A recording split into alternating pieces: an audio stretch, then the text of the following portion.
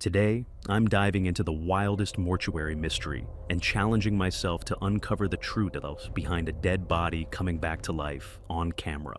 Nobody would have believed security guard James if he did not have video evidence of what had happened. That night, he had witnessed many horrifying things while working at the mortuary for these past couple of months. But a young woman basically rising from the dead easily topped that list. And he was not going to be dealing with this alone. The police first thought that James was making a prank call, a woman coming back from the dead at the mortuary.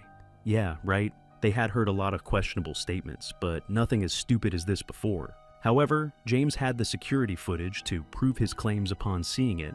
The officers could not get to the mortuary quickly enough. James had kept all the doors closed, so the woman, dead or alive, had to still be in there. What she was doing, nobody knew, but the officers were determined to put a quick stop to this madness. The police busted inside of the mourner, and it did not take long before they found the woman, but what they saw would leave them all scarred forever. But how did this woman come back from the dead? What had happened to her? And what did the police encounter inside the mortuary? But before we start our story, press the like button, then subscribe and turn on notifications.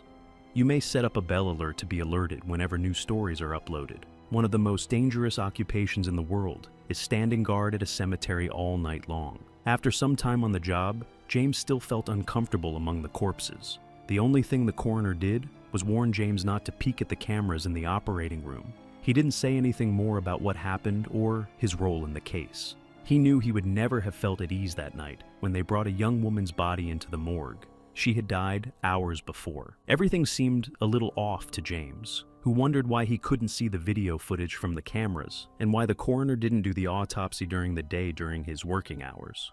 Not that he had never laid eyes on a corpse before. James defied the coroner's instruction to go and take a break after assisting with the removal of the woman's corpse. James was going to watch the film since his curiosity about the case had grown. Nevertheless, he now wishes he hadn't. He left the room, acting as if he were going outside, but in reality, he just strolled back to his booth. His techniques fooled the coroner, who had no suspicions whatsoever. As he sat there and watched the displays, James was unprepared for what transpired that night. He saw the coroner circumambulating the corpse without giving her a meaningful glance. Next to her, he set up a table with all of his gear, including knives.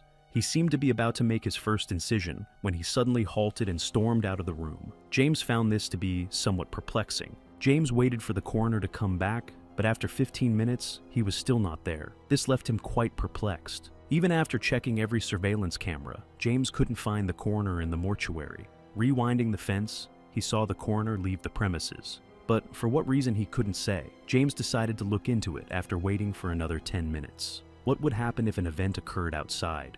Due to the low crime rates, the chances were modest. But what if there was another angle to this story? Imagine if this narrative had a twist. Is it possible that the body is somehow involved in all this? As James plodded slowly toward the front door, all these thoughts raced through his mind. Opening the door, he illuminated the room with his flashlight. Outside, the only sound was the hum of the building's air conditioner. Everything else was dead silent and dark. A car that had previously been absent from the parking lot did catch his eye. As he was ready to return inside, an unusual sound caught his attention. "Greetings!" he shouted. Who might it be? However, no one responded. Returning inside, James shrugged. After he had locked the front door, he shut it again. In this manner, James would have to be taken inside if the coroner came back. James considered returning to his booth as he strolled through the deserted corridors, but he eventually changed his mind. In his panic, he abandoned his intended route and headed straight toward the autopsy room. Pulsating with fear, he groped for the doorknob, inhaled deeply, and pried it open, exposing the motionless corpse resting on the frigid autopsy table.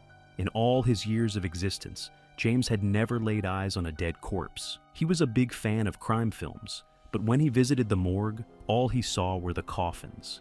He avoided getting too close to the table because he was afraid someone may tamper with the evidence. It was bad enough that the coroner wasn't here. It would have been much worse if his fingerprints were on her. He lingered in the room for a few further moments, but then an event occurred. James returned to the entrance upon seeing an aspect of the corpse. The woman's arms, which had previously rested flat against her torso, now seemed somewhat arched. I thought that was impossible too. James wished it had been an illusion, but he could only discover the truth in one way. He hurriedly made his way back to his booth, but as he was about to unlock the door, The further the night wore on, the weirder it became. James returned to his seat after a brief sprint to his booth. When he went back to the displays, the autopsy room still hadn't materialized, no matter how much he tried. Surprisingly, he didn't expect it to be on this page. Upon further inspection, it became apparent that there was an error.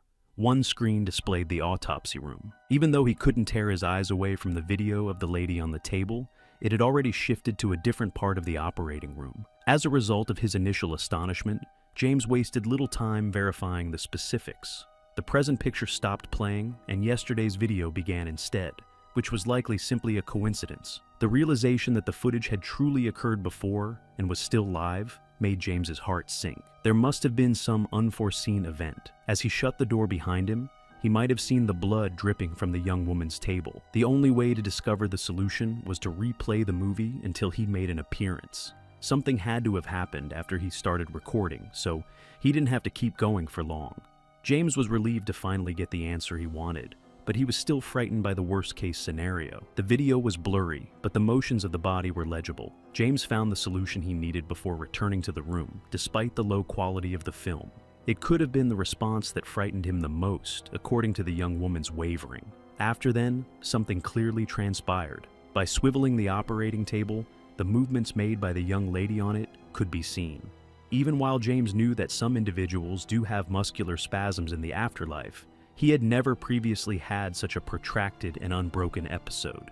The lady woke up on her own after a near-coma accident, proving that she was indeed very alive. Due to the on-site doctor's serious mistake in not recognizing her situation quickly enough, the police took her to the closest hospital in order to get the required vehicle.